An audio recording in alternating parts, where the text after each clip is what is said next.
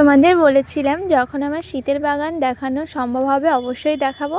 আর আজ সেটাই নিয়ে চলে এসেছি। দেখো, প্রথমেই দেখাচ্ছি ঝালের রানী লঙ্কা গাছ। তারপর রয়েছে এই লম্বা লঙ্কা গাছগুলো, আগেবার লাগানো হয়েছিল, তারপর মা ভেবেছিল আর নেই গাছটা, কিন্তু আবার দেখা যাচ্ছে একটা গাছে হয়েছে।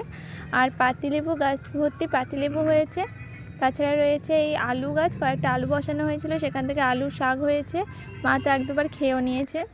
আর এখানে ছাদের ওপরে জমি তৈরি করে সেখানে রসুন লাগানো হয়েছে। দেখো প্রত্যেকটা কত সুন্দর হয়ে গাছ বেরিয়েছে। এখানে কিছু শাক রয়েছে, আমি নাম জানি না, এটা আলু গাছ। আর এখানে পেঁয়াজ বসানো হয়েছিল, তার সঙ্গে ধনেপাতা বসানো হয়েছে। দেখো প্রত্যেকটাই হয়ে গেছে সুন্দরভাবে।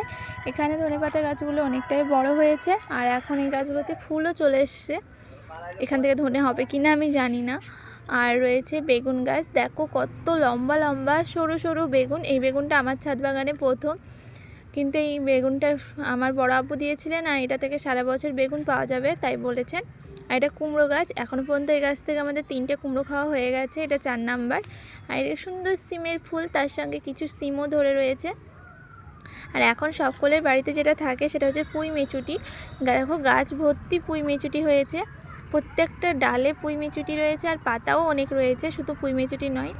গাছটা খুবই ভালো, এর আগে তোমাদের দেখিয়েছিলাম কত বড় পাতা হয়। আর এটা হচ্ছে টমেটো গাছ, যেহেতু আমার মায়ের টমেটো খাওয়া বারণ আছে তাই এটা কমই লাগানো হয়।